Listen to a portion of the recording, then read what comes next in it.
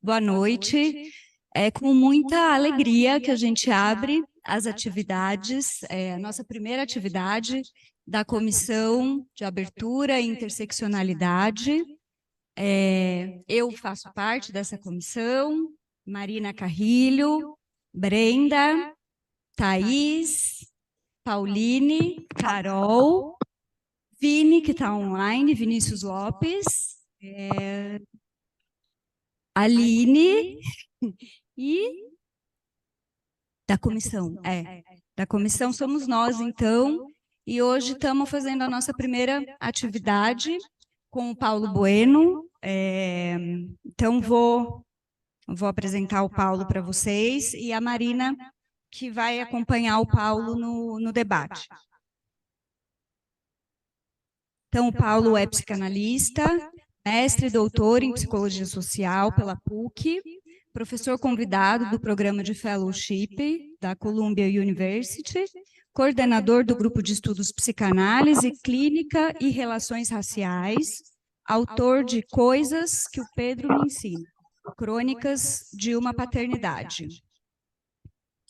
Bom, a Marina, que vai acompanhar o Paulo, é psicanalista, membro do Fórum do Campo Lacaniano São Paulo, mestre em psicologia social pelo Núcleo de Pesquisa de Psicanálise e Sociedade e psicóloga do ambulatório do Instituto A Casa. Bom, acho que é isso, então, vamos abrir os trabalhos.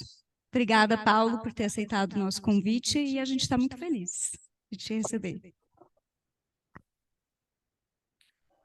Boa noite a todos, a todas e a todos. Inicio agradecendo a Comissão de Abertura em Interseccionalidade, especialmente no nome da Thaís, né, que foi a primeira a fazer essa ponte para o convite para a fala de hoje, mas também a Dani, a Marina, que está aqui do lado, a Brenda, colegas de longa data já, né, nessa luta em poder trazer para o centro da psicanálise debates progressistas e de acordo com o nosso tempo.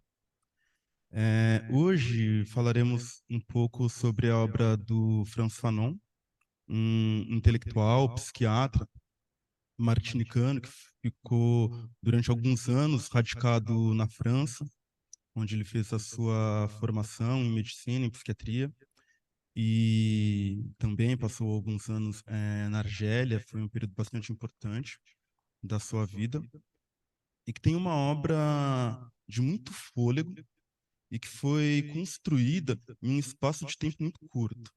Ele morreu aos 36 anos de leucemia, e o tempo de escrita do Fanon foram apenas 11 anos.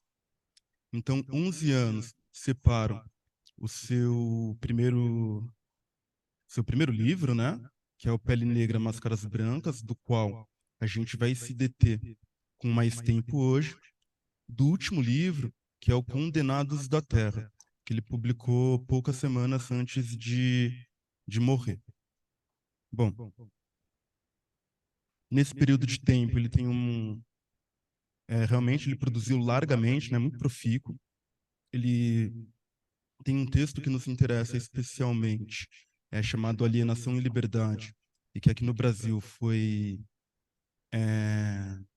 publicado como subdividido, né? Ele foi subdividido entre escritos psiquiátricos, e esse nos interessa particularmente porque vai falar sobre todo um período dele enquanto psiquiatra, com muitas ideias, né, da antipsiquiatria ali já e da sua atuação. E o outro livro em que a Alienação e Liberdade foi subdividido foi publicado como Escritos Políticos. Ele tem outros tantos textos e livros políticos que são muito potentes, né? E cuja leitura eu acho que ela é fundamental para os nossos tempos. Bom, a ideia de concentrar o debate de hoje em Pele Negra, Máscaras Brancas é porque me parece que esse livro tem um enigma. E um enigma que está ligado principalmente ao efeito nas leitoras e leitores que entram em contato com essa obra. para muitos e muitas, ele causa imediatamente uma resistência, para outras, ele tem um potencial de aturdir, porque realmente é um livro muito arrebatador, e parte disso se deve não apenas ao tema, mas muito ao estilo da escrita fanoniana, em que ele mistura milhares de referências, tanto referências clássicas como referências contracoloniais, e tudo isso em uma linguagem que mistura o rigor acadêmico com uma força poética e, de fato, né, quando a gente está com essas resistências menos sólidas, menos consistentes, a tendência é que a gente acabe entrando nesse espiral, né? É literalmente um mergulho em que, às vezes, é necessário tirar a cabeça para fora para poder pegar ar e retomar o mergulho. A minha experiência, particularmente com esse livro, ela se dá em vários momentos, né, em vários tempos. Eu tenho uma primeira leitura logo na época da graduação, que foi uma leitura muito difícil, que teve literalmente esse arrebatamento, mas que teve uma particularidade, que foi querer ler o livro do Fanon com as lentes de Lacan e Freud. Então, apesar de arrebatado, também tive algumas resistências, né, ao fazer esse tipo de experimentação. Retornei ao texto mais para frente, já de uma outra forma, já bastante impactado com a obra de um autor que me interessa muito, que é o Achille Mbembe, um fanoniano, assim, né, um grande fanoniano que acho que ajuda a destacar um elemento que é fundamental na obra do Fanon, que é essa articulação necessária entre a dimensão clínica com a dimensão política. Existe toda uma discussão em torno da obra do Fanon, e o maior estudioso brasileiro, provavelmente um dos maiores estudiosos no mundo da obra do Fanon, que é o Davidson Faustino, aponta que essa disputa em torno do Fanon, muitas vezes há uma divisão muito evidente entre aqueles que privilegiam apenas a dimensão política da obra, ou seja, um Fanon revolucionário, e, por outro lado, aqueles e aquelas que evidenciam apenas a sua dimensão clínica, o Fanon psiquiatra. E aí há um elemento importante, que é o fato de que Fanon não era psicanalista, né? Ele era um psiquiatra, ele foi atravessado pelos textos psicanalíticos, e principalmente nessa obra, mas a leitura que Davidson Faustino, que Achille Mbembe fazem, é de que o Fanon político, ele precisa também ser lido pelas lentes da clínica, e o Fanon clínico precisa ser lido pelas lentes da política. Não dá para a gente fazer esse destacamento. É muita coisa que se perde aí. Bom, então tem alguns erros que estão colocados aí, então, nessa leitura, né? Em que muita gente procura por um pensador europeu ali, onde há um pensador afrodiaspórico, outros procuram por um psicanalista, onde há um psiquiatra, e muito pior, procurar por um lacaniano, onde não havia Lacan. Pele Negra, Máscaras Brancas, originalmente era para ser a tese dele, né, de conclusão da especialização em psiquiatria, foi recusada, ele escreveu uma outra obra em pouquíssimas semanas, e um ano depois ele reorganizou o livro, e a Priscila Santos, né, uma outra grande estudiosa da obra do Fanon, ela me informou uma coisa muito interessante que eu não sabia. A ordem dos capítulos ela foi modificada. E isso é muito interessante, porque aí é uma leitura completamente diferente. Entender que não é um começo, meio e fim, tal como foi elaborado. E então ele foi publicado um ano depois, né, com esse título, Pele Negra, Máscaras Brancas, por sugestão do seu editor. E não havia Lacan, foi em 1951. A gente vai abrir o livro e veremos referências ao Lacan. Mas o Lacan ao qual se referiu o Fanon, o Lacan pelo qual se interessou o Fanon em 1951, não é o mesmo Lacan que a gente conhece. É um Lacan que precede função, função, campo, e vocês sabem. É função, campo, palavra, fala e linguagem. É isso. É, a ordem vocês decidem. Mas isso muda completamente, né? Os recortes da obra de Lacan que Fanon teve acesso. Então, acho que essa informação ela é muito importante, inclusive, para a gente conseguir acessar efetivamente o texto do Fanon. Mas isso poderia conduzir, então, a uma questão, né? Talvez a minha fala devesse ser intitulada não como Fanon e Lacan, e sim Fanon sem Lacan. Mas o ponto é que eu evito uma conjunção que marque uma impossibilidade, principalmente quando, em 2023, a gente tem um retorno muito significativo para a questão racial. Novas perguntas vêm sendo formuladas e a gente precisa se haver com essas respostas, e a gente precisa se sustentar naquilo que há de melhor na literatura produzida. Então, se por um lado Fanon falou para o seu contexto, para a Martinica, para a Argélia e para a França, e dando respostas e elaborando perguntas para o seu tempo, é uma tarefa nossa retornar a essa obra, assim como a gente retorna a obras de tantas outras autoras e autores que escreveram na sua época, para a gente poder esboçar respostas que tenham a ver com a subjetividade do nosso tempo. Então, nesse sentido, a gente precisa fazer esse esforço para introduzir a conjunção E, que é uma conjunção, para mim, interessantíssima, porque ela cria uma ponte que não é uma via de mão única, mas de mão dupla, né? O E, que vai do Fanon, pode ir para o Lacan, e do Lacan pode ir para o Fanon. Então, não apenas utilizar lentes lacanianas para abordar textos do Fanon, como poder chegar no texto do Fanon e, através dessas lentes, a gente retornar para textos e elaborações que são importantes para o campo psicanalítico. Bom, nesse momento, a ideia é eu me concentrar um pouco mais em um dos lados da ponte, que é o lado do Fanon, né? Mas acho que o desafio ele está lançado. Tem um capítulo que eu acho muito interessante no livro, o título do capítulo especificamente, e muito provavelmente a minha fala vai estar muito em torno do título desse capítulo, que é A Experiência Vivida do Negro. Só por esse título já dá para a gente pensar um monte de coisa, né? Por exemplo, a possível inspiração para a elaboração desse título, que é o livro da Simone de Beauvoir, que foi publicado 3 anos antes de Pele Negra, Máscaras Brancas. O Segundo Sexo ele é dividido em 2 livros, e um desses livros se chama A Experiência Vivida da Mulher.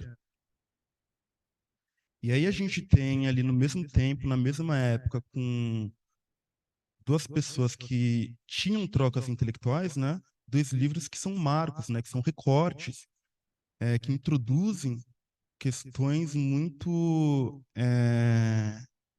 que literalmente bagunçam, né? Aquilo que vinha sendo produzido na época. Um para pensar a questão do feminino e o outro para pensar a questão da negritude.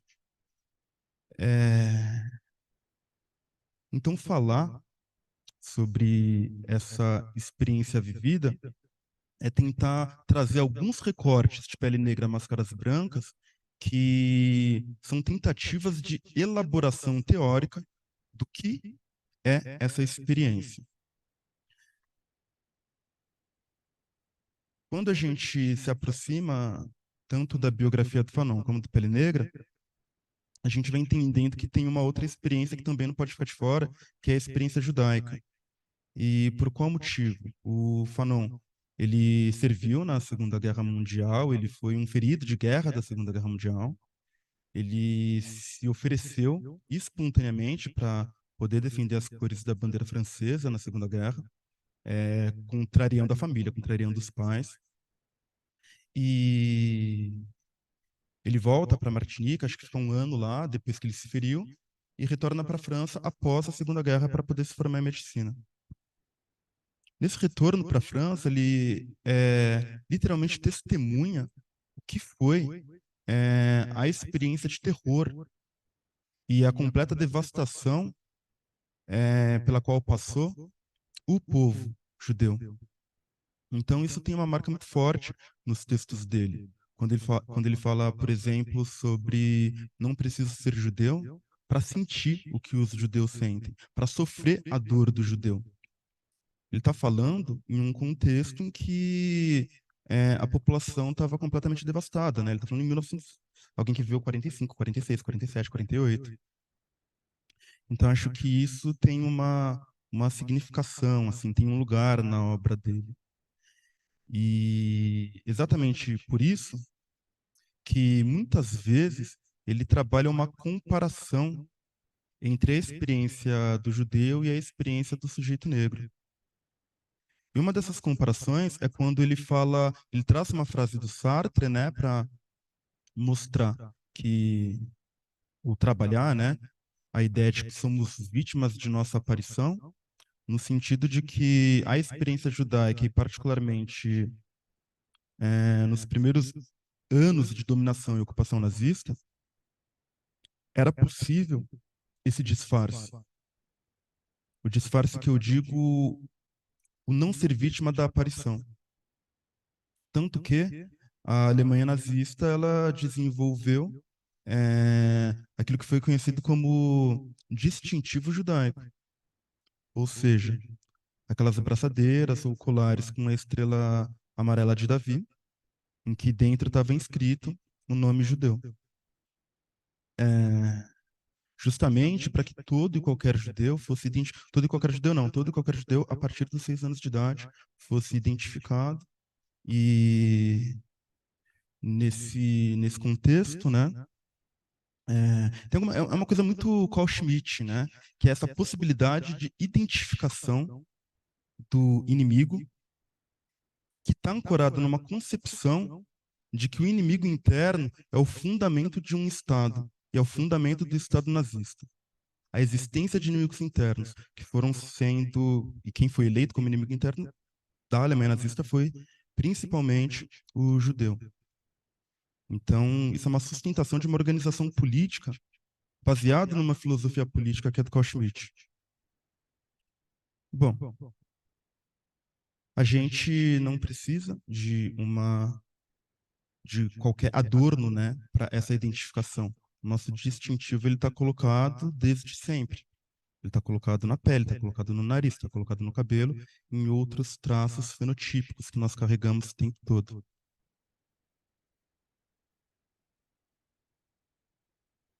Só que tem uma coisa bastante dramática, né, que a gente não sabe em qual momento somos lidos por esse distintivo racial. Então, tu não sabe quando tu passa no shopping, a porta, no shopping não, no banco. O antigo banco, acho que não, nem todos lembram, eu lembro. Acho que algumas pessoas lembram, outras não, né? Tem gente que já chegou num contexto que não existe, tipo aeroporto, gente, sabe? Tem uma porta giratória e vai lá, em algum momento pode apitar ou não. E, curiosamente, tinha uma tendência de apitar muito para as pessoas negras. Mas tu não sabe se você está sendo lido pelo seu distintivo racial que está na pele, ou se você está sendo lido por uma relação que não está incluída a questão racial. Pensando nessas paradas, né, eu me lembrei muito da questão do tempo lógico, né? A fábula dos três prisioneiros, em que cada um tem um disco nas costas, não tem condições de poder enxergar qual é esse disco. Esse disco, tu só vai poder fazer alguma inferência a respeito da cor dele a partir do gesto, do movimento e do olhar dos outros. É só dentro de um determinado laço que é possível você entender em qual perspectiva tu está sendo visto e olhado. E isso é algo bastante alucinante, né? No sentido de que é aquele grande tópico, né? A invisibilidade do racismo. É um racismo que ele não tem um reconhecimento social. porque é tomado como sendo uma experiência vivida exclusivamente por você e, consequentemente, pode ter uma interpretação de que há aí um movimento persecutório. Mas essa é uma grande questão, porque a todo momento é preciso se questionar se estou ou não sendo lido por esse olhar que é do outro, com o distintivo que me marca.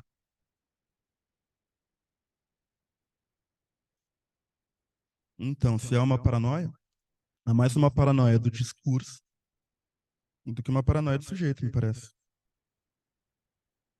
E que haja efetivamente paranoia é o de menos, porque tanto os elementos para construção fantasística como os elementos para construção delirante, eles são dados pelo discurso social. Então, uma coisa que sempre acabo repetindo, é até chato, mas aqui eu acho que é um modelo bastante que mostra muito um pouco o que eu penso a respeito, que é uma mulher numa noite escura encontra um cara do outro lado da rua e lhe passa pela cabeça que pode ser violentada. E talvez em uma comunidade indígena, no meio de uma floresta, e ela encontrar um homem passando perto dela, não lhe passe isso pela cabeça.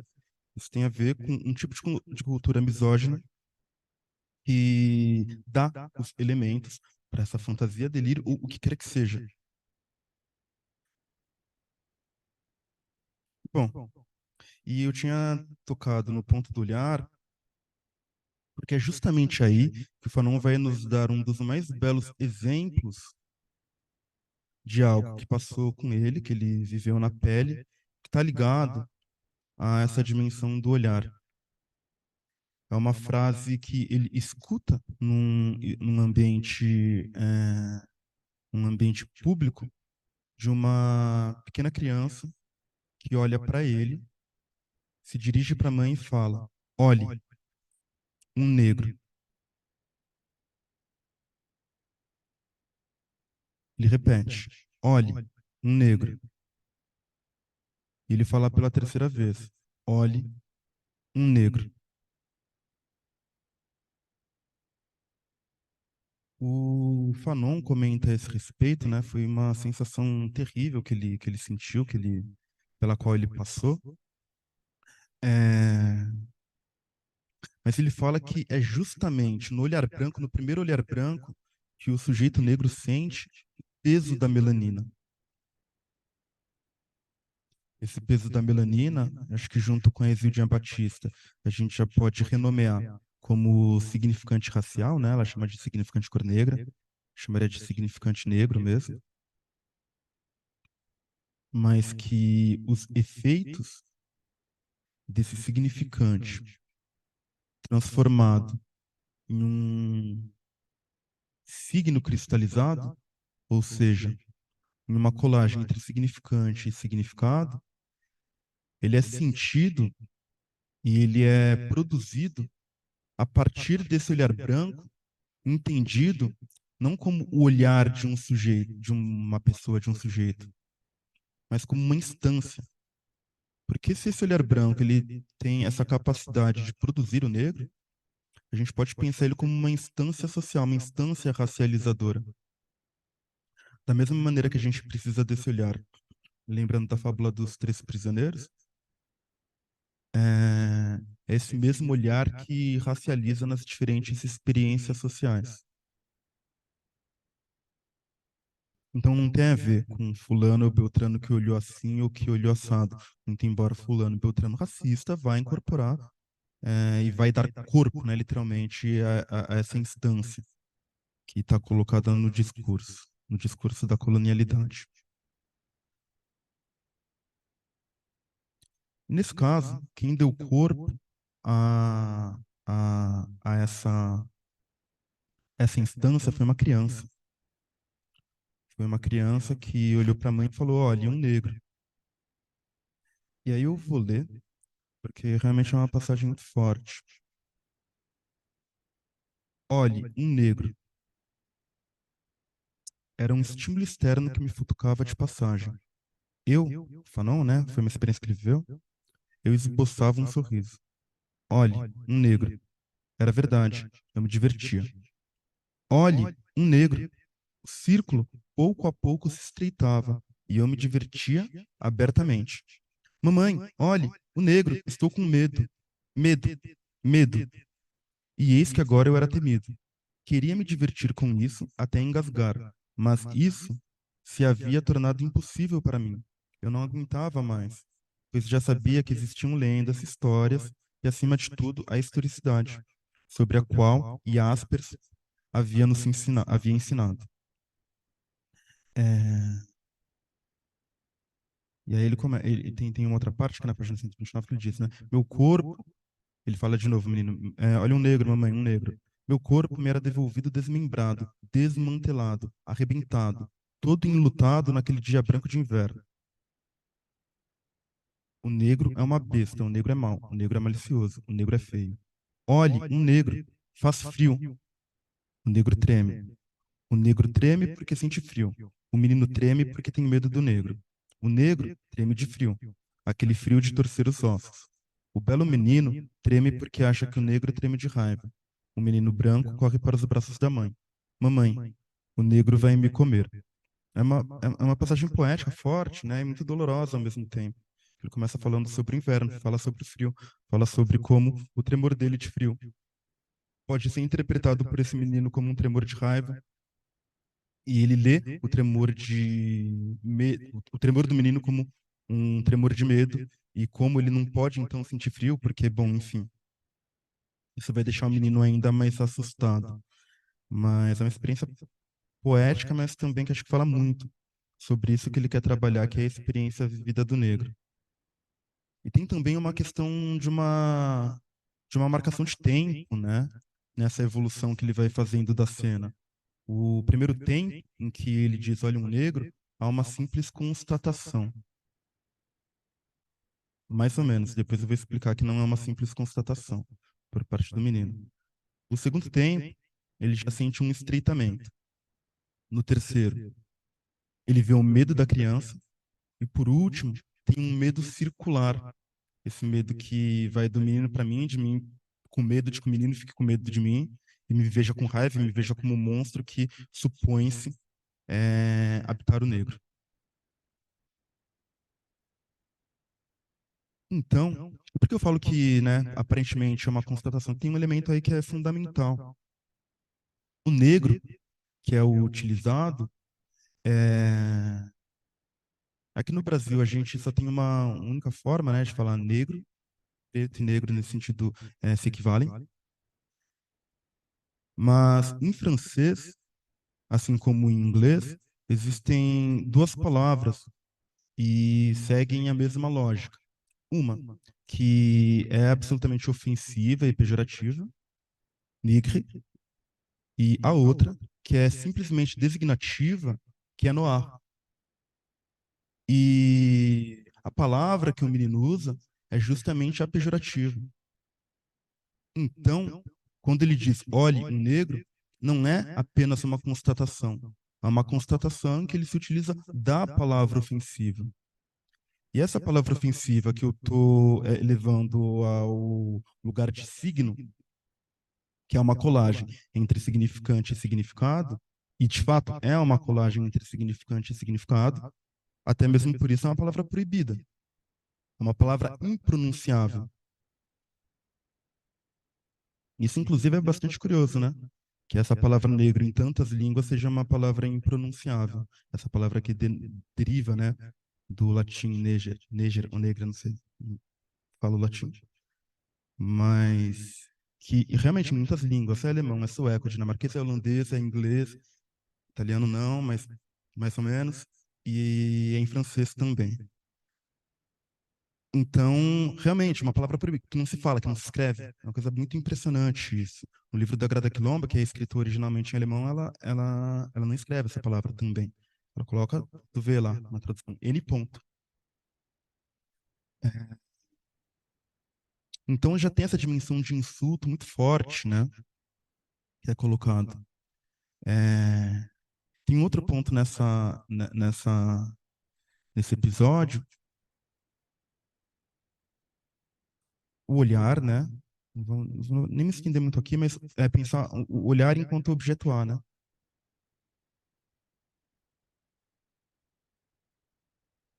Quer dizer, existe uma intuição no sujeito em que toda vez que nós nos fazemos quadro diante do olhar do outro, em algum momento pode escapar aquilo que não foi dado ao olhar como visível, que não foi dado ao olho como visível, mas que pode ser capturado pelo olhar, que é justamente essa mancha, anamórfica que a gente quer esconder a todo momento. E me parece que há uma particularidade no que diz respeito ao social, quando essa unidade entre significante e significado que formam um signo, é, tem um significado bastante particular. Não se trata apenas de significados ligados à ofensa, mas se trata de significados ligados àquilo de pulsional que nós negamos em nós mesmos. O significado que subjaz ao significante negro, ele tem a ver com pulsão sexual e pulsão de morte. Tem a ver com destrutividade, com violência. O que se projeta no negro é a violência e é a sexualidade, de uma maneira bastante resumida. E um outro ponto que também acho bastante interessante, que é esse olhe. Na cena mesmo em que a criança se dirige a uma outra pessoa, a mãe, isso é fundamental. Ela se dirige à mãe, ela não se dirige ao Fanon. Ela não fala, ei, negro. Isso seria um problema. Mas é um problema de outra ordem quando ela se dirige à mãe. E o que a mãe responde é, ele é tão civilizado quanto a gente. Eu não vou nem entrar no quão bizarra é essa resposta, mas só o fato dela ter se dirigido à criança e continuar ignorando o Fanon é um problema muito sério. Porque tem a ver com algo que se processa no interior do laço social, que é o fato do Fanon ter sido catapultado enquanto sujeito do laço. Ele não é um sujeito incluído no laço. Ele entra como objeto dessa fala, objeto do medo, objeto do que quer que seja, mas ele não é incluído no laço. E todos esses elementos que eu estou trazendo, por si só, eles já têm esse potencial de expulsão do laço. Essa projeção de uma animalidade no sujeito negro, essa dimensão do olhar, o próprio signo, né? Porque, bom, há sujeito ali onde é significante. Signo é algo que representa algo, algo que representa alguma coisa para alguém. O sujeito marcado pelo signo, quer dizer, aquele que é marcado pelo signo não é o sujeito. Então essa expulsão ela está colocada a todo momento. A resposta da mãe ela fecha essa expulsão do Fanon do laço. É...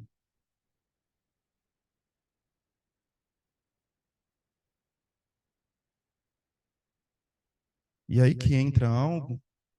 O Fanon ele tem, por que a gente tem que voltar para o Fanon, né? Que o Fanon ele, acho que ele lança, né? Algumas, é realmente uma loucura o livro dele. Te deixa atordoado, mesmo que você releia, que você já conheça, cada vez que tu volta, te deixa muito atordoado. E parte disso é porque as coisas vêm muito recortadas, assim, sabe? E aí foi muito interessante essa última leitura, porque eu peguei e falei, cara, que legal, isso aqui foi daqui então que a Neuza tirou, a Neuza Santos Souza, uma importantíssima intelectual brasileira, é, foi daqui que ela tirou então toda a construção dela sobre o ideal de eu e o ideal para pensar a questão racial. É, e tu vê uma outra parte e fala, pô, aqui a Isildinha trabalhou. Ali tu vê e fala, pô, ó, que bacana, que foi a Grada Quilomba. Acho que a Grada Quilomba, ela levou até as últimas consequências uma dimensão que o Fanon introduz de uma maneira muito breve, que é a questão do trauma, né?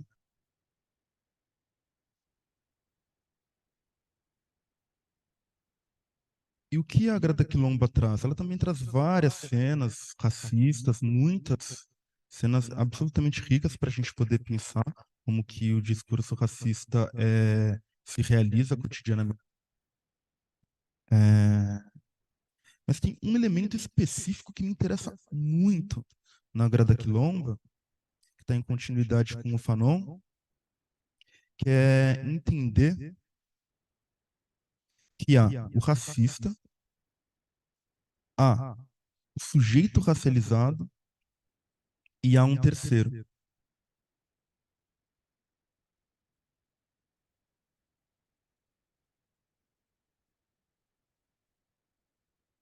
Porque tem um lance, né? Não adianta a gente falar sobre gozo racista se a gente não conseguir localizá-lo. Tem um textinho do Freud chamado Humor. Ele volta para esse tema, né? Ele volta no sentido de que, bom, ele trabalhou longamente quando ele vai falar sobre o xiste, mas ele volta após a segunda tópica para introduzir novas reflexões a respeito. Eu gosto muito do comecinho, não é o centro do texto, né? A pergunta do Freud é basicamente é o que produz, né, o prazer humorístico e tenta localizar onde está o prazer humorístico. Não é questão central, mas acho muito interessante que ele aponta que há duas modalidades, né, de humor. A primeira, em que ele até faz uma piada, né, de que um cara tá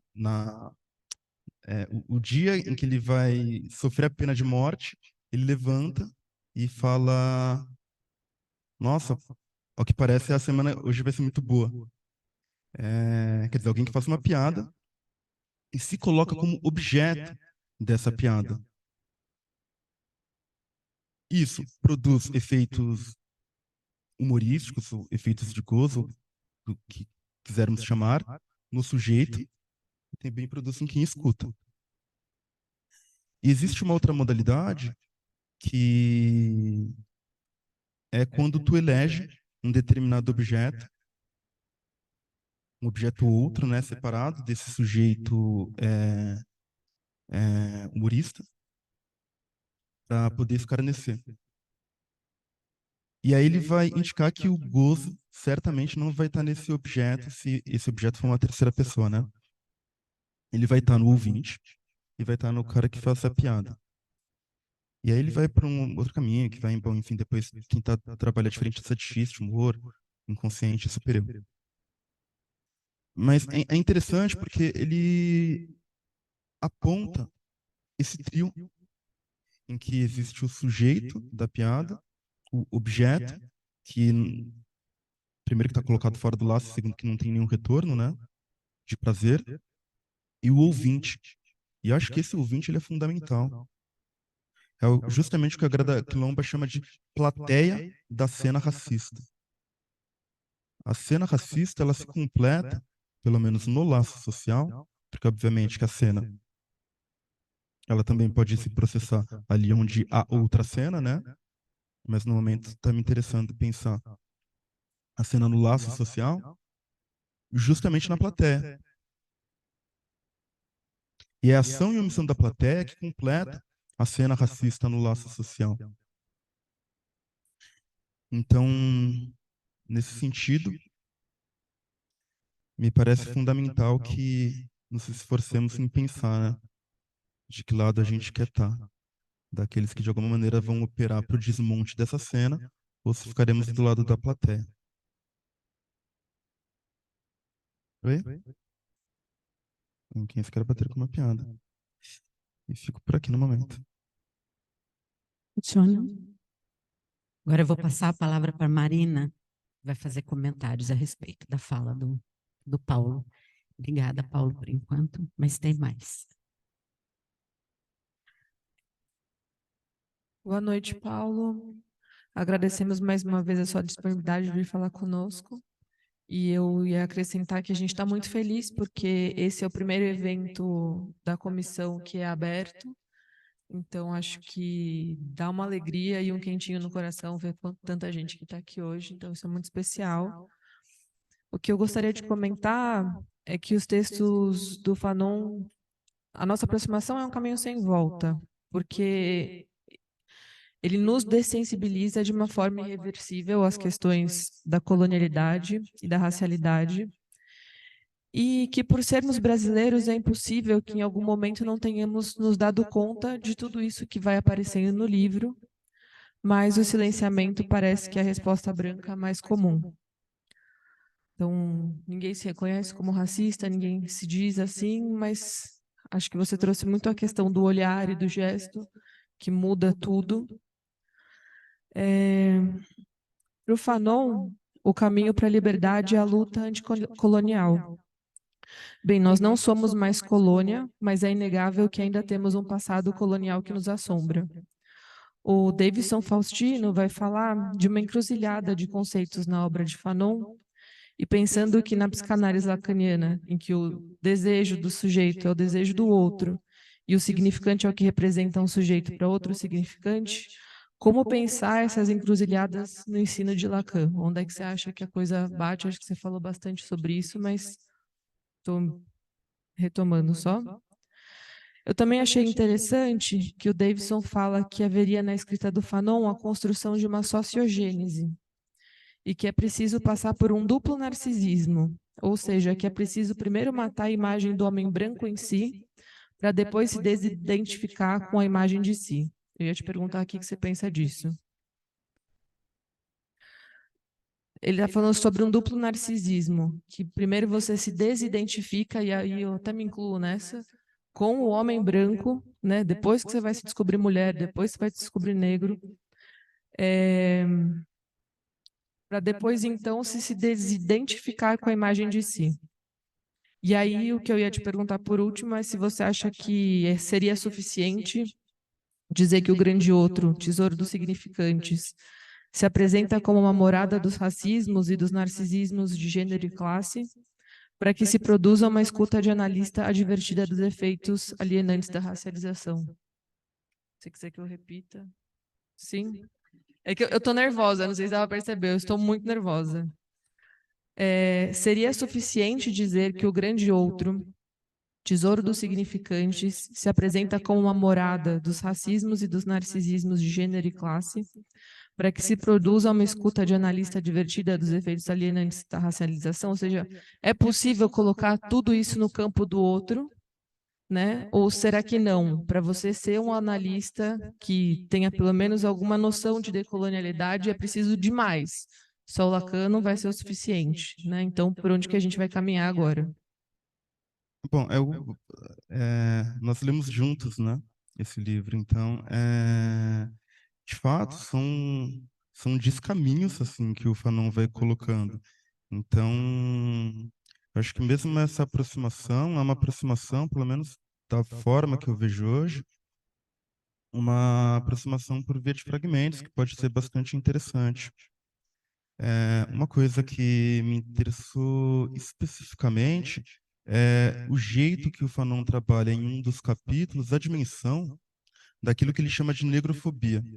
Ele coloca a negrofobia no mesmo patamar que o antissemitismo e, na realidade, né, ali onde o antissemitismo está para o judeu é o que a negrofobia está para as pessoas negras.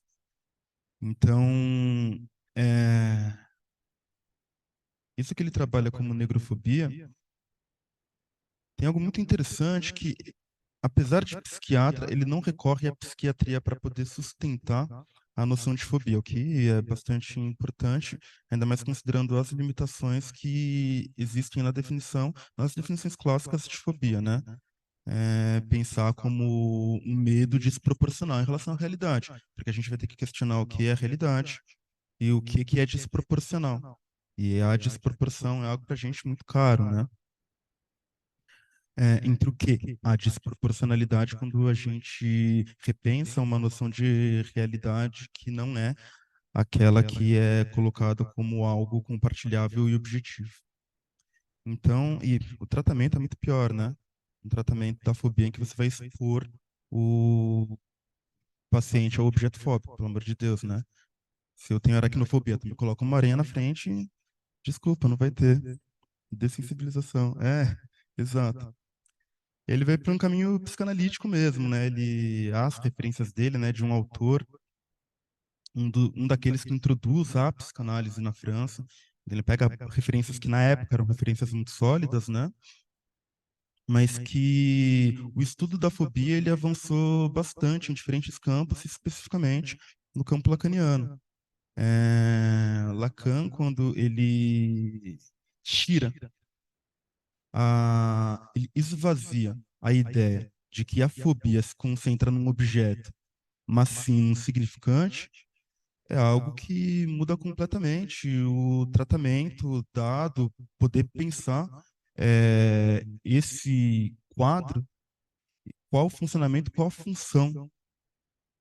Porque é isso, o objeto fóbico ele tem uma função. Ele tem uma função importantíssima, uma função protetiva, né? Protetiva em relação ao discurso, discursivamente protetiva, né? É um passo em relação ao desamparo de um Édipo mal estabelecido, né? Porque é um passo simbólico, é um primeiro significante a partir do qual você consegue fazer uma divisão mínima entre uma divisão binária mínima, né? Bom, se eu tenho medo de altura, eu consigo me proteger ficando embaixo.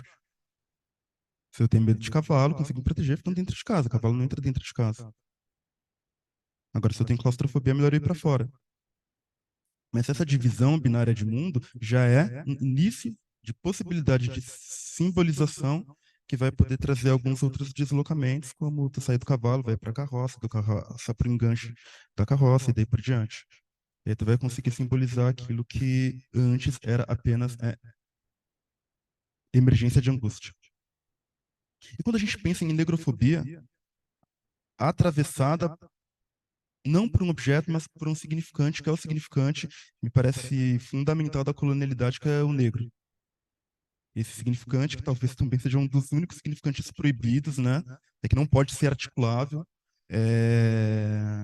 nem vocal e nem pela escrita, que é o negro. A gente vai começando a entender um pouco sobre um processo de subjetivação da própria colonialidade, né? Especificamente da colonialidade branca. Qual a função social de se pensar uma fobia nesses termos.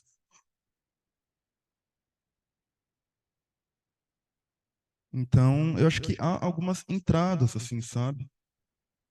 Algumas entradas que a gente vai. Acho que é justamente fazer essa ponte, né? A gente vai ler, vai entender, e o quanto isso pode, de alguma maneira, operacionalizar, né? Nossa reflexão para poder entender. Porque isso daí também está falando sobre branquitude, certo? Então, um pouquinho por aí.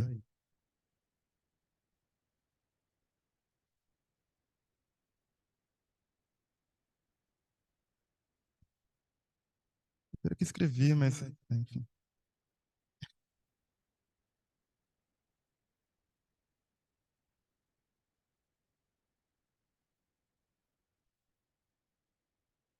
Obrigada, Paulo. Estou super feliz também que esse seja o primeiro evento aqui da comissão nova. E queria fazer uma pergunta que acho que foi super claro, e que você estava falando, né? Eu fiquei com duas pequeníssimas questões. Aí uma você falou do signo, né? Ao invés do significante, significado colado, né? Pelo que eu entendi. E queria que você comentasse um pouquinho mais, né? Quer dizer, como que é trabalhado isso, como você está pensando isso, não é? Estou entendendo que é uma coisa que vem inteira, que vem sem muita mediação, mas queria que você comentasse alguma coisa. Depois você falou essa frase, não é? Não preciso ser judeu para sentir a dor que um judeu sente, que junto com o título A Experiência Vivida do Negro, faz um pouquinho de barulho, né? Queria que você comentasse também, se for possível, como você pensa isso. E a última questão é um pouco sobre eu gostei muito do que você falou do objetuar e da mancha, né, anamorfose. E se isso tem relação com o que você falou antes do disfarce, ou não. Né, que você estava falando um pouco do negro não poder disfarçar, não é isso? Eu estava pensando aqui na questão do trans, por exemplo, né? Quando o trans, na passabilidade, né? Quando ele não quer ser visto como trans, né? como, né, o que isso significa também, da gente pensar nessas questões em relação à anamorfose, à pulsão, enfim, como se...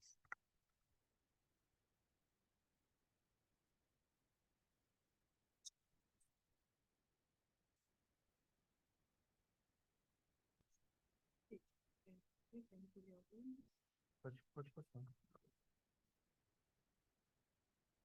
Maria Célia, vamos lá. Obrigada. Boa noite, Paulo. Um prazer te ouvir de novo aí com a gente, né? E, bom, a minha assim, primeira questão que eu queria te agradecer, né? As tuas contribuições que você está trazendo, importantíssimas. E a primeira pergunta, quer dizer, questão tem a ver com o que a Paula colocou, né, dessa colagem entre significante e significado que você falou, em relação ao evento narrado pelo Fanon, né, da criança que grita para a mãe, né, negro, negro, quer dizer, como se ali tivesse um significado colado àquele significante, um significado outro, né? Eu lembrei também de uma outra passagem relatada, eu acho que pela Lélia, não sei se foi no livro da Lélia, não, esse foi da Lélia, eu acho, que ela fala de uma avó que diz para a neta, uma avó negra que diz para a neta que ela deve casar com um branco. E como que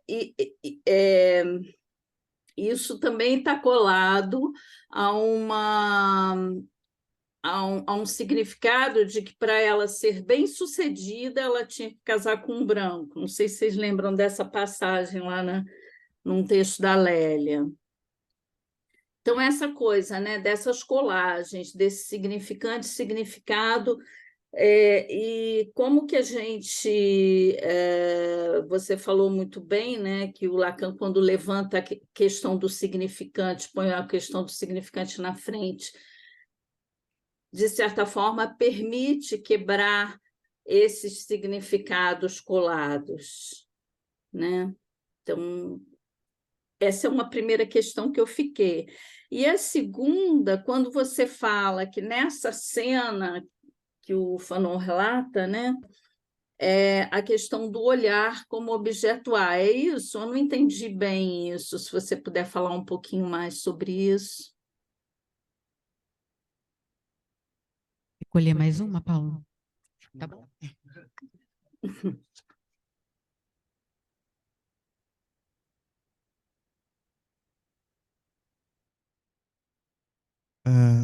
Obrigado, Maria Célia. Obrigado, Paulo. Bom, um grande ponto, né? Essa colagem entre significado e significante que a gente pode observar num primeiro momento nas próprias línguas coloniais, como eu acabei de mencionar. É muito interessante a gente imaginar uma palavra proibida, né? Qual a palavra proibida que a gente tem culturalmente na cultura cristã é Deus, né? Então, ele tem uma função. Existem vários linguistas que trabalham isso. O Bonveniste especificamente, ele tem uma função de um amaldiçoamento, que a própria articulação vocal é um proibido, né? O que na realidade é basicamente a injúria começa dessa forma. Você falar o nome de Deus em vão. Então, é uma fala que não pode significar outra coisa senão aquilo que está marcado enquanto tal.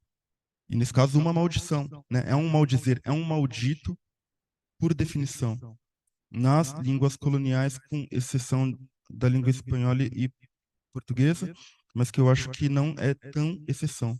Eu acho que as nossas possibilidades de articulação, no fundo, elas também carregam essa dimensão maldita, e para você poder articular essa dimensão maldita, basta um tom de voz ou basta um determinado encadeamento significante, que você vai presentificar todo o caráter pejorativo que também tem nas outras línguas.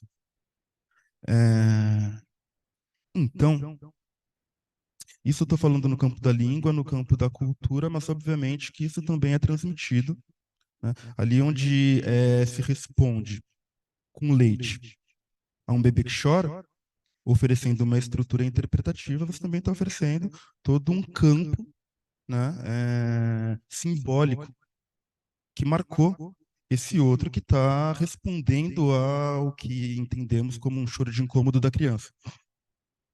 E a gente oferece leite, a gente oferece um vem cá meu pretinho, ou a gente pode oferecer outros e outros tantos significantes que vão marcar a história e o corpo desse sujeito. Marcas que se farão presentes e que em algum momento serão manifestadas na clínica, seja essa marca das primeiras inscrições, como também a marca das primeiras inscrições racistas. Do primeiro momento em que tu começa a perceber que há uma diferença de tratamento, que há literalmente gestos de crueldade, de distinção das crianças, e isso vai fazer parte da biografia do sujeito, consequentemente, do campo simbólico desse sujeito. Então, se não há uma definição estanque de que sempre se apresentará uma colagem entre significado e significante, na clínica, em alguns momentos a gente pode observar isso. Com alguns sim, com outros talvez nem tanto. E vou entendendo, né, que uma das funções da análise é poder fazer com que esse signo, de fato, cumpra a função de significante no sentido de poder deslizar para outros significados que não apenas esses significados estanques. Porém, tem uma questão bastante interessante, né, que é uma dimensão de trauma que está colocada na cena racista. E é uma produção social do discurso que faz com que estejamos suscetíveis aos efeitos traumáticos de determinados ditos, de determinados gestos, de determinados olhares. E essa produção ela é incessante. Então, ainda que na análise se trabalhe no sentido de poder produzir um deslizamento, consequentemente também uma descolagem desse significante, nada. Não há literalmente nenhuma garantia de que quando tu colocar o pé para fora do consultório e gritar olha um preto, toda a carga traumática ela vem de volta, do mesmo jeito. E isso eu acho que é uma questão bem interessante para a gente poder pensar e para a gente poder continuar trabalhando, né? E é importante a palavra, o lance do distintivo judaico. Isso é uma coisa muito curiosa, né? Tinha que estar escrito o nome judeu e traduzido em todas as línguas. Em uma das línguas, que acho que foi na Ucrânia, era só a primeira letra. A primeira letra e o ponto. Mas como tem que ter uma inscrição, uma escrita, né? Nesse caso. Isso eu achei muito, muito interessante. Não basta só a imagem, né? Assim, do símbolo. E essa questão da palavra, ela está colocada, né?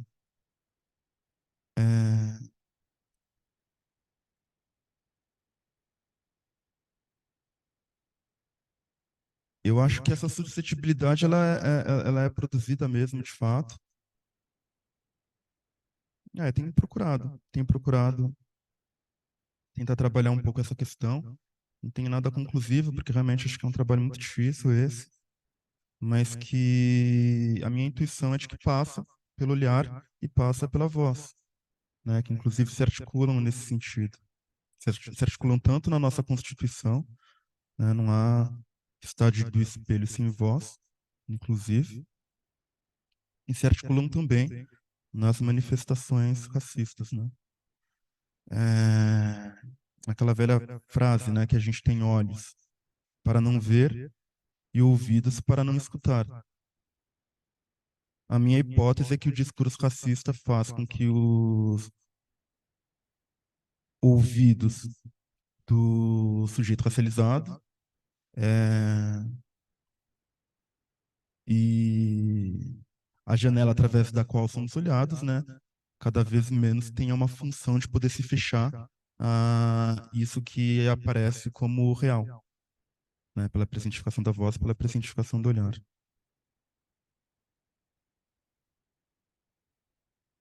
um olhar que vê mancha e um olhar capaz de ver a mancha, né?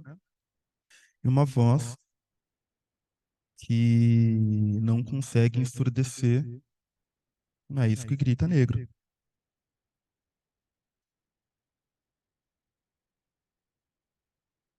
E acho que está completamente articulado essa impossibilidade de disfarçar, que numa camada social e mais superficial é um pouco pela via do que eu falei, né? Mas de como que isso se inscreve subjetivamente em cada uma e cada um.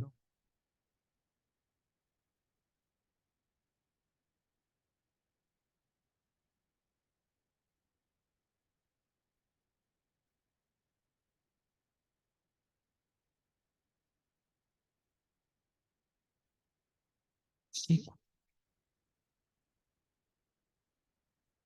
Ó, o Chico e a Taami, né, que está online.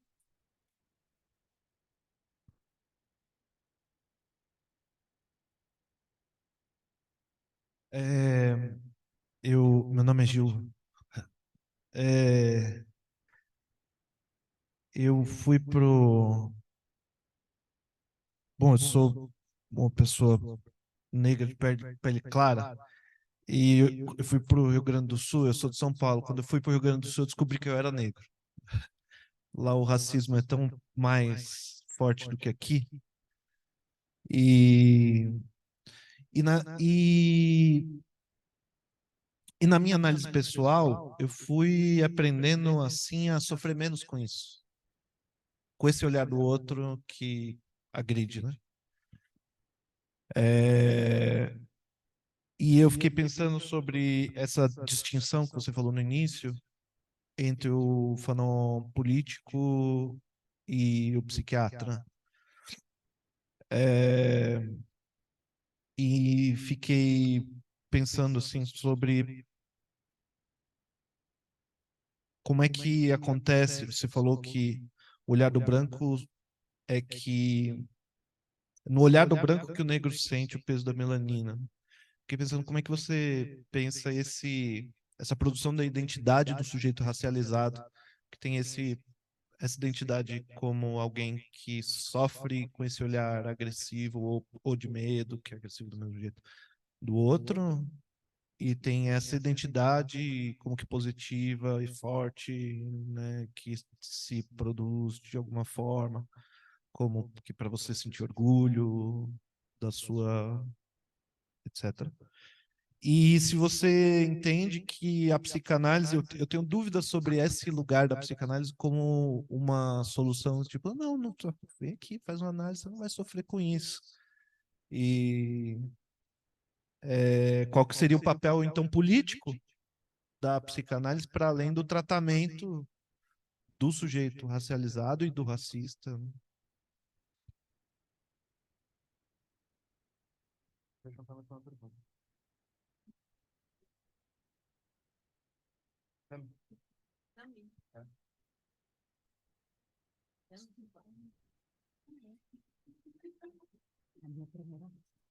Taami. Taami. Oi, Paulo. Boa noite, gente. Quero agradecer muito pela tua fala. Estou super feliz, assim, com essa proposta, essa atividade de hoje. E aí, acho que várias questões, né? Fiquei pensando, mas acho que vou colocar duas coisas, assim. A primeira, que eu queria te perguntar, assim, se te parece, assim, que a cena racial, assim, ela pode aparecer, por vezes, enquanto outra cena no discurso, assim, de um sujeito, no sentido, assim, ou seja, talvez não necessariamente aparecer enunciada, pode aparecer, né, assim, enquanto uma narrativa de uma experiência, enfim, ou de uma cena de racismo, mas te parece que ela pode, às vezes, aparecer na dimensão da enunciação, de um sujeito estar falando de algo e a cena racial tá presente. Isso, né, assim, como é que a gente pode fazer para escutar isso, né, que é uma pergunta, né?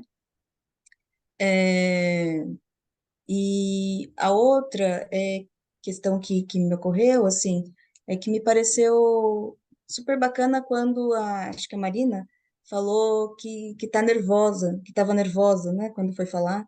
E eu achei isso muito bom, porque eu acho que, pensando assim, em termos da branquitude, eu acho que tem uma dimensão que é poder se racializar, né? Assim, estou falando de mim, né, da minha experiência, que é conforme eu fui me aproximando desses estudos, assim, tive que me deparar com o fato de que eu sou uma pessoa racializada também, não é só o outro que é racializado, né?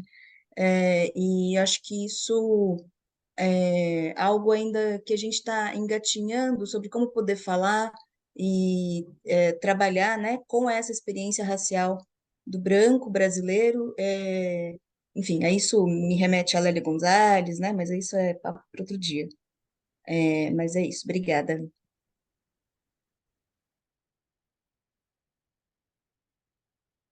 Pedro.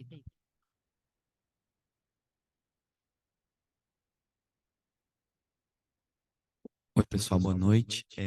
Me somo ao coro aí das pessoas que felicitaram essa abertura de espaço no fórum, né? Acho que é de fato, uma iniciativa muito importante e começa com chave de ouro, né?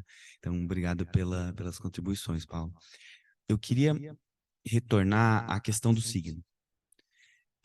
Mais especificamente, para te perguntar em que medida você acha que isso é completamente aplicável ao contexto brasileiro, né? E pergunto isso por conta da Lélia, né? Porque, veja, acho que você pontuou muito bem, e eu concordo contigo, com essa ideia de que nesse conjunto de línguas que você traz, negro é a palavra prescrita, né? The N-word, né? Como dizem nos filmes norte-americanos. A exceção é feita ao português e ao espanhol, né? Não me parece uma coincidência, né? A Lélia, lá no categoria político-cultural da bem-fraternidade, vai dizer, olha, esses são países que têm um iberismo específico e tiveram uma experiência de racialização anterior aos países, os outros países europeus e anglo-saxões. Então, eles têm uma lida com a tecnologia de dominação racial muito mais refinada, né?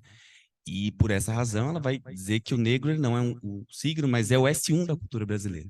Ou seja, ele não é aquilo que a gente prescreve, ele é aquilo que funda o modo de organização social como um todo, justamente porque ele não precisa ser prescrito. Porque, enfim, não existe racismo no Brasil, é uma palavra que pode ser dita, porque a estrutura do Brasil é uma estrutura de denegação, né? A denegação freudiana, ela pressupõe a estrutura significante, né? Não, sou uma mulher, não é minha mãe. Então, eu fiquei encafifado, assim, eu entendo o argumento, acho que ele funciona muito bem no contexto europeu e americano, mas aqui eu acho que é mais embaçado, entendeu? Então, eu queria te ouvir, assim, em que extensão esse ponto do Fanon você acha que ele é realmente aplicável no contexto brasileiro, ou talvez latino-americano e caribenho?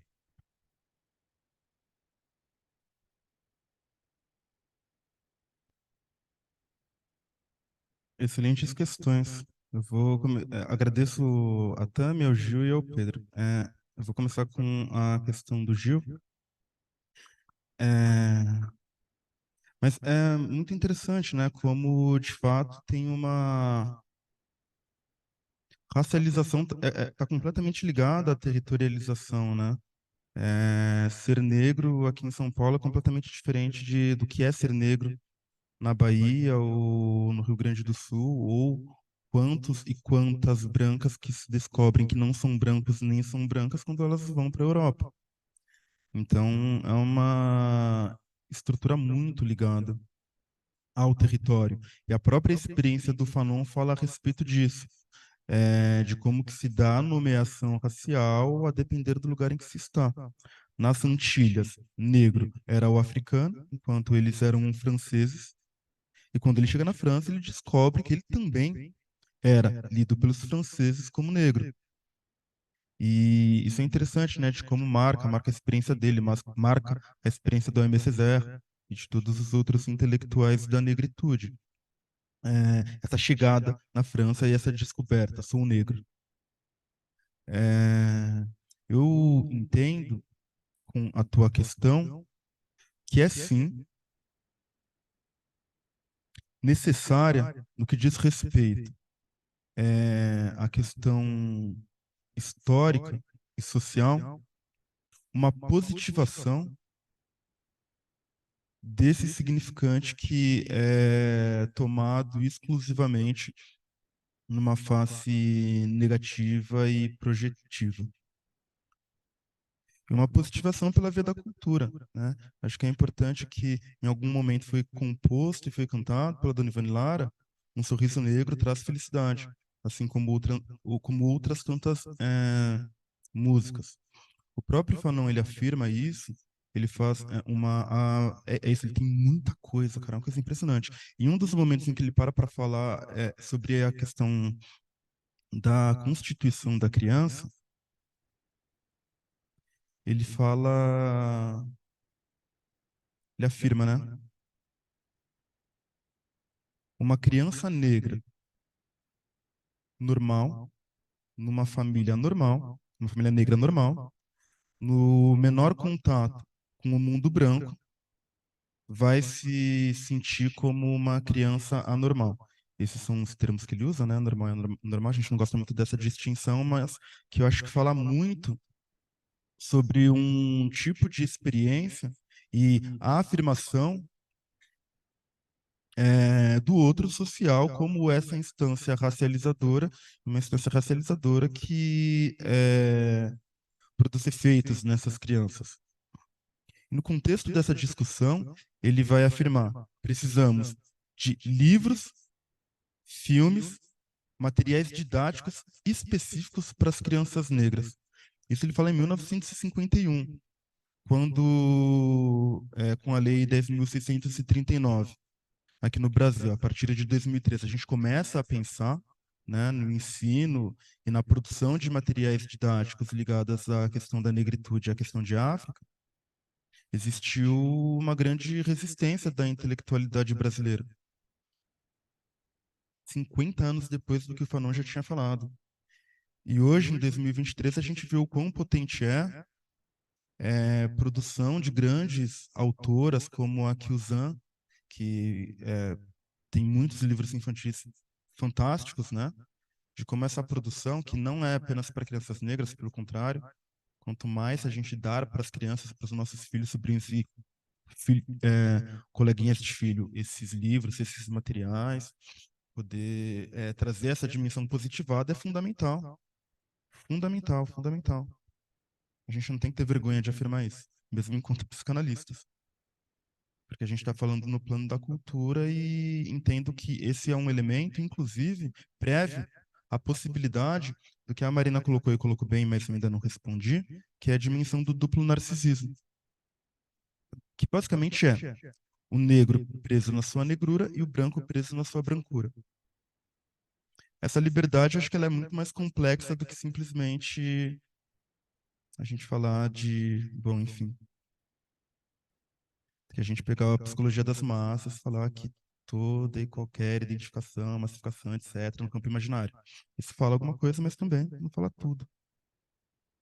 Então, a queda desse duplo narcisismo implica uma queda da colonialidade capitalista, que é o que organiza esse mundo. E também implica uma passagem, acho que tanto no campo social como no campo subjetivo para muitos, de sair do zero e ir para um. E aí já estou fazendo algumas afirmações no mesmo caminho que eu estava falando já, né? Mas quer sair do zero e ir para um, para depois tu poder pensar no esvaziamento desse significante, pensando num percurso analítico, né? Esse sujeito que chega em fragmentos, em algum momento ele vai precisar constituir uma narrativa em que seja possível um corte, né? O corte em fragmentos me parece que não é tão possível. E aqueles que têm. Vamos pegar um exemplo mais palpável para não ficar tão longe. Vamos pensar o que é determinadas clínicas, né, com sujeitos que estão em um contexto de grande vulnerabilidade, de um desamparo social tremendo. Como que é recolher esses fragmentos e qual é o tempo 1 da intervenção nesses casos? Se aplica a todos negros, negras, indígenas? Não. Isso daí quem vai nos responder é a clínica no 1 a 1. Mas acho que a gente tem que ter isso em consideração quando a gente está estudando esse campo. Bom, é...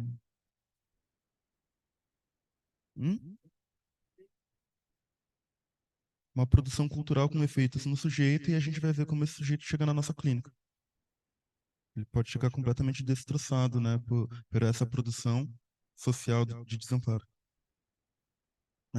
E existe produção social de desamparo, né? O Freud, ele se ligou muito nisso nos traumas de guerra. Acho que, inclusive, é uma grande referência para gente poder pensar isso.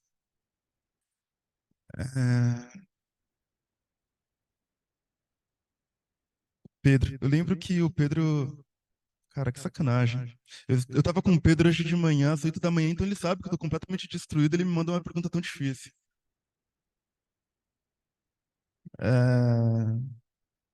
Pois é. Cara, é engraçado, eu penso bastante sobre isso. Acho que o Fanon, aquilo que a Neuza, para mim são os grandes nomes, né? Essas quatro. A Neuza, a Isildinha, a Grada Quilomba e a Lélia. As três eu consigo ler muito bem. Onde elas pegaram, o Fanon jogou o trigo, elas plantaram e conseguiram colher coisas fantásticas, né? Acho que a Isildinha vai um pouco mais longe. Agora, a Lélia, a Grada Quilomba também é maravilhosa. Assim, o que ela faz com a questão do trauma, isso que eu trouxe da plateia, é fantástico. Mas a Lélia, acho que ela vai por um caminho muito diferente, que acho que parece que não foi fundado por ele, inclusive por ele ser um pré-lacaniano. E a Lélia, acho que ela consegue extrair algumas inspirações interessantíssimas, né, em relação a Lacan. Tanto pensar o negro como esse da cultura brasileira, pensar a mulher negra como objeto A da cultura brasileira, ela consegue fazer algumas articulações muito interessantes. Mas eu não acho que invalida o fato de que em algum momento esse significante foi tornado signo.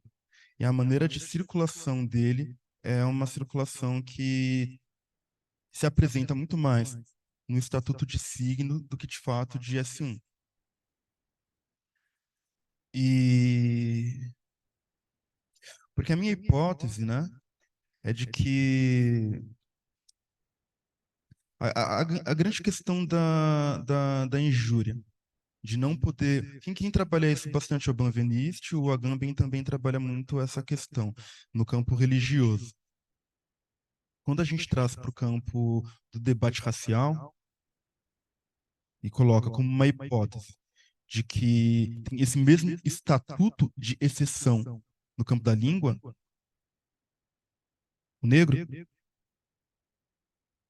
nessas outras línguas coloniais, de fato um colonialismo mais tardio, a gente não pode esquecer que toda maldição, no fundo, ela vela, quer dizer, né, que toda bendição vela uma maldição. Então, no momento em que a injúria deixa de ser injúria, já não é mais proibido falar o nome de Deus, esse nome é um nome que vai ser falado sempre para uma elevação. Mas essa elevação, ela esconde aquilo que arcaicamente ficou esquecido e que é o seu fundamento, que é a maldição. A minha hipótese, aqui onde de fato não há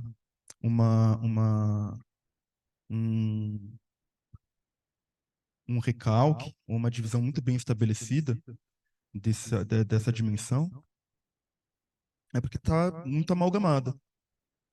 Está muito amalgamada e a passagem de um para o outro é muito rápida. Que pensando em termos mais materiais, assim, né? Pensando em materialidade, em articulação, mesmo de fala, é como a gente conseguir transformar esse seu preto para um meu pretinho, saca? É uma passagem muito tênue de uma para outra, mas que também é possível produzir, é pegar a via contrária, né, dessa dimensão. Mas acho que ainda tem muita coisa para articular, né, com a Lélia, porque a Lélia, acho que ela traz questões que dificultam muito. Na realidade, que são guias, né, mas que tem um nível de complexidade para articulação que é interessante. Acho que ela é uma leitora de Brasil, assim, realmente. E tem uma coisa com a Lélia. Só nós podemos ler a Lélia Gonzalez do jeito que, em alguns pontos, em que ela são cartas mesmo. Assim como a carta, o Tupã, né, teve que achar a carta, ela deixou a carta escondida para gente. Que a sociologia não vai alcançar, a filosofia não vai alcançar, a história não vai alcançar. É um nível de articulação com conceitos lacanianos que não dá para quem é de fora do campo poder se apropriar. Então, realmente é uma tarefa só nossa, essa, a da Lélia. Mas que também não dá para fazer sozinho, por isso que eu acho que é importante vocês instituírem uma comissão, né, que é uma comissão com tempo de trabalho, de pesquisa coletiva, dentro de uma escola importante como é o Fórum do Campo Lacaniano daqui de São Paulo. Acho que é um gesto importantíssimo para que a gente possa avançar em termos de pesquisa.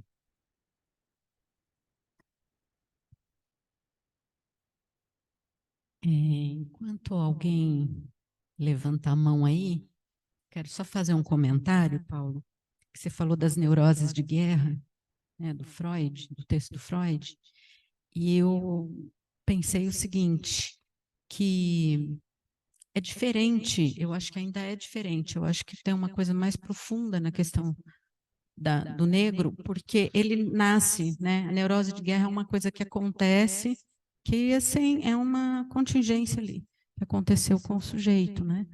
E a criança negra não, ela nasce, né? Nesse massacre que você está falando, do olhar, né? Do branco, enfim, então, não sei se você teria algo mais a dizer sobre isso, até pela questão, né, a gente ser clínico lacaniano mesmo. Não sei se você teria algo mais a dizer sobre isso. Eu entendo como o ouro assim do campo de pesquisa poder pensar esse momento das neuroses de guerras, tanto a produção freudiana, mas também não só, né? Também pensar os desdobramentos históricos disso, do impacto que tem para a psicanálise, porque, bom, a partir dali não é só uma questão. Tem um impacto teórico, né? A neurose, depois das neuroses de guerra, é uma outra psicanálise. Ali a gente vai ter produção do familiar, uma segunda tópica, segunda dualidade pulsional, uma segunda teoria da angústia lá em 1926, que inclusive eu acho que ajuda a responder esse ponto. Porque o Freud, ele penou. É interessante a gente ver os textos dele de neurose de guerra, que ele afirma alguma coisa aqui, contradiz ali, mas em 1926, a Colette Soler, ela vai fazer essa indicação de uma maneira muito precisa em vários... os textos da Colette Soler sobre trauma são muito bons, assim, porque ela consegue fazer um mapeamento incrível do campo, tanto em Lacan como em Freud. Nesse mapeamento, o que ela vai sustentar é que a versão final do Freud, que é de 1926, é de uma outra posição em relação à teoria da angústia, é de que esses traumas que vêm do contingente, eles têm uma participação subjetiva. O trauma, basicamente, ele vai ser pensado em dois tempos, né? Primeiro tempo do choque e segundo tempo dos efeitos no sujeito. Normalmente a gente está sempre recolhendo os efeitos no sujeito. Freud começa a psicanálise com os efeitos nessas histéricas que não bebem água ou, enfim, qualquer outro tipo de sintoma que está ali sendo manifesto, onde se supõe haver anteriormente um trauma. Então, há dois tempos. Na neurose de guerra, também haverá dois tempos. Há o tsunami, ou a bomba explodindo do teu lado, ou a perda de um membro, e haverá um segundo tempo que, muitas vezes, um tempo longo, inclusive, para a manifestação de sintomas, né? O recolhimento desses efeitos. Entre tempo 1 e tempo 2, que entra o sujeito com os recursos ou com a ausência de recursos, principalmente, em relação à magnitude desse impacto. Recursos do sujeito incluem muitas coisas, eu acho que é importante a gente falar que inclui muitas coisas, mas inclui, inclusive, aquilo que ele dispõe em termos simbólicos para poder dar conta do trauma inaugural, que é o trauma sexual. Mas eu gosto de outras coisas porque acho que, e a Colette Soler fala, inclui o discurso social também. Acho que isso é muito importante. Inclui possibilidades de leitura e de narrativização que são dadas pelo discurso social, mas sem eliminar esse trauma sexual fundamental que está colocado no Freud ali, né? É como que é a nossa possibilidade de conseguir responder a esse sinal de perigo, traduzindo freudianamente. Pensando na questão racial, esses dois elementos estão colocados. De um lado, o elemento desse trauma imediato, olha um negro, e aí eu vou entendendo que as primeiras inscrições também estão colocadas. Porque desde o começo, e aí a obra de Zildjian ela é fundamental, porque ela que vai trabalhar essas primeiras inscrições, né, que não é só uma questão de identidade, como se pensava, é uma questão que está na constituição do sujeito. Essa é a hipótese da Zildjian. Então, como desde essa primeira oferta, né, do leite, que é a oferta do leite, na realidade, está bem depois. As expectativas inconscientes. Vai nascer o quê? Menino ou menina? Ou menina? Vai nascer o quê? Preto ou branco? Começa aí. Essas marcas elas já estão colocadas muito antecipadamente. E elas também participam das condições que o sujeito tem para lidar com o trauma racial. Então, inclui os dois. Tanto esse momento primário, inaugural do sujeito, como esse choque que vem, que retorna. Mas acho uma excelente pergunta, e acho que é um caminho muito bom assim, para a gente pensar as neuroses de guerra. Porque aí pensa a clínica também. Obrigada, Paulo. Sim, É verdade. Ah, que sacanagem. Faltam Tá. 10. Pô, Ela baixou, eu até mandei uma mensagem para ela para saber se ela baixou, se foi a falha, mas ela disse que a pergunta dela já tinha sido respondida. Bom, a gente... A Tami. a Tami ficou faltando, né? Ai, Bom, a Tami eu não pensei. Ai, desculpa, Tami, eu estou fazendo... Ah, não já respondeu. Ah, eu pensei que... Ah, tá vendo? Não é? Pô, a pergunta da Tami ela é muito boa, né? Assim, realmente, eu pensei essa distinção cena racial e a outra cena, né? Isso daí tem a ver com a Isildinha, ela vai afirmar que a hipótese dela, né? Como que o racismo se inscreve na constituição subjetiva, né? Que eu adicionaria como o racismo enquanto discurso se inscreve na constituição subjetiva. E nessa pergunta, a gente já vai ter os elementos necessários para poder hipotetizar que para haver uma voz racista, nem sempre é necessário um racista incorporado. Para haver um olhar racista, não necessariamente haverá um racista incorporado. Isso também, me parece, vai se aplicar em relação à homofobia, isso vai se aplicar à misoginia. E o Freud, cara, ele é muito genial, porque isso tudo a gente consegue fazer um desdobramento por um pequeno elemento chamado superior. O Freud sempre falou, né, como a tradição ela é transmitida pelo superior bom, enfim, a tradição é transmitida pelo superior, a ancestralidade é transmitida pelo superior e as injunções também são transmitidas pelo superior. Seja a injunção que está no campo da dimensão da lei, como a injunção daquilo que está para além da lei, né? Essas injunções reais, mais do que um superior que sustenta uma lei, né? Mas esse superior que, de alguma maneira, se conecta a essa dimensão da voz, que é essa voz implacável. Então, eu vou entendendo, e não sei se eu respondo a tua questão, Tami, é que na outra cena é muito possível que essa cena se estabeleça. E a maneira que a Grada Quilomba desenha o que é essa cena racista, cena colonial, é quase uma representação daquilo que historicamente nos é transmitido, né? Que continua sendo transmitido pela novela da Globo, né? que é fixar o negro e a negra em um determinado lugar, que é da mucama, que é do escravizado. Fixam, mas que a gente continua lutando para poder, no campo social, né, produzir deslizamentos desses significantes. O nosso significante, se por um lado existe o negro, por outro lado existe o quilombo. Esse significante é muito potencial. E negro, entendo eu, é a continuidade de quilombo. Se, por um lado, o significante da colonialidade, né, o significante maldito da colonialidade é o negro, eu vejo que a leitura que a gente tem que fazer é cada vez mais aproximando ele da sua dimensão de quilombo, que é a afirmação de vida, a afirmação de liberdade, a afirmação de coletividade, a afirmação de resistência e de alternativa a um determinado regime de poder e um regime de poder racial que foi colocado.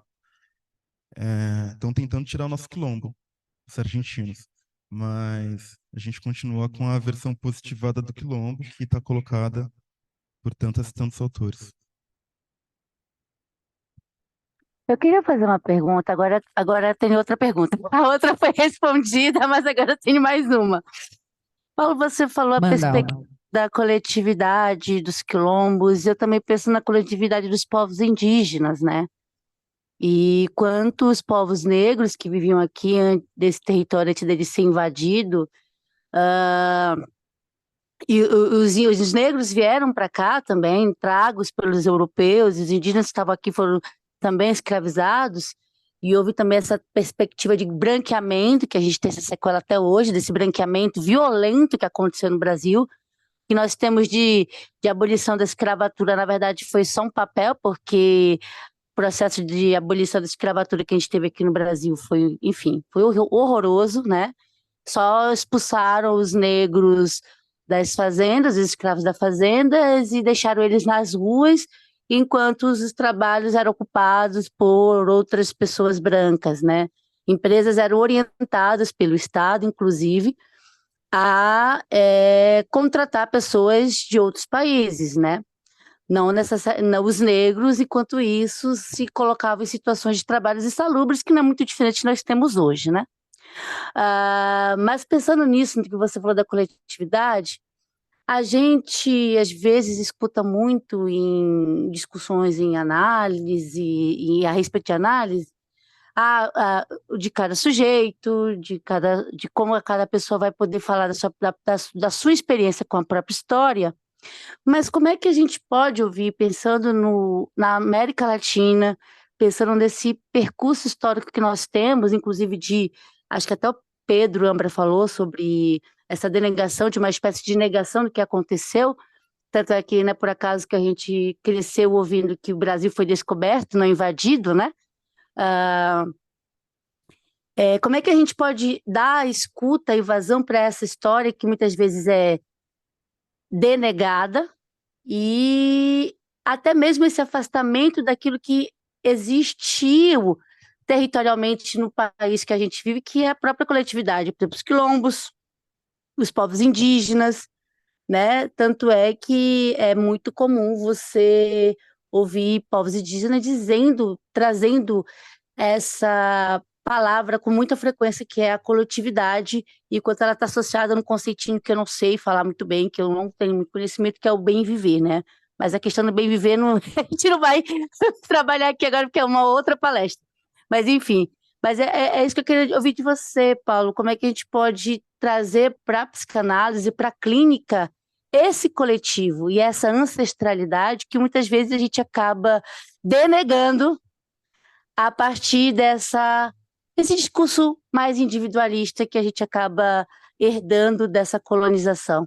Não sei se eu fui clara. Obrigado, Alba. Eu entendo que, bom, para que a gente tenha a possibilidade da entrada de outras formas de pensar, de outras epistemologias, e por outras estou falando das negadas, né? Não estou falando que sejam outras no sentido de estrangeiras, pelo contrário, né? São nativas. Só que o estrangeiro que veio aqui ocupou e chamou o nativo de estrangeiro.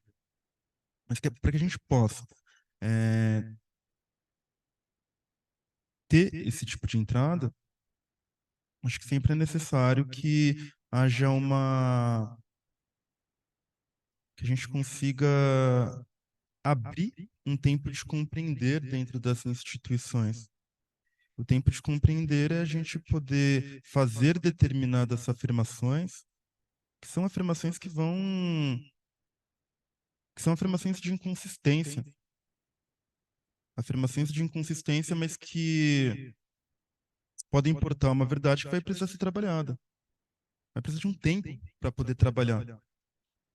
É aquilo que eu falo, né? Eu garanto que se tivesse um lacaniano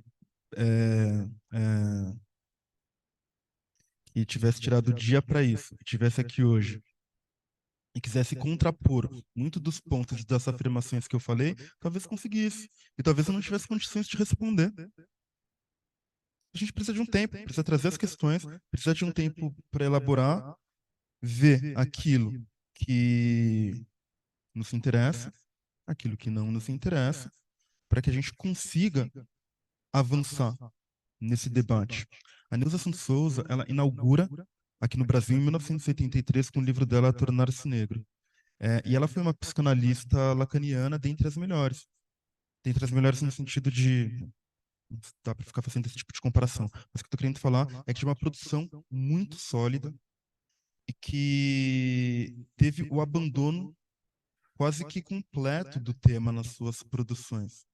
E esse abandono tem a ver com um fechamento do campo psicanalítico em relação a essa parte da obra, quando poderia ser muito desenvolvida e trabalhada e aprofundada, não só por ela, mas pelos seus pares. A parte dela ela fez, depois ela fez da psicose. E ela estava em todos os lugares. Eu descobri, enfim, eu gosto, né, do tema do trauma e fantasia, tem aquele quadrinho ali. Tem uma Estilos, né, que acho que é de 2004, inclusive. Eu estava folheando, e aí, de repente, eu vejo um texto da Neuza, aqui na nossa Estilos. Um dela e outro que era um texto sobre a Solange Faladê, na mesma Estilos. Mas para isso a gente precisa abrir os olhos e ter essa porosidade para poder trabalhar e, enfim, trazer essas questões, né? Eu penso que é por aí, sabe, Alba?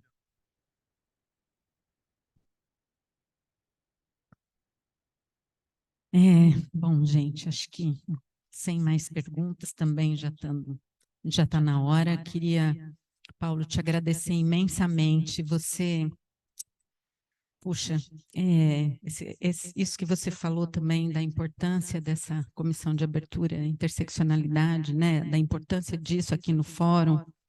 Eu estou assim muito grata também.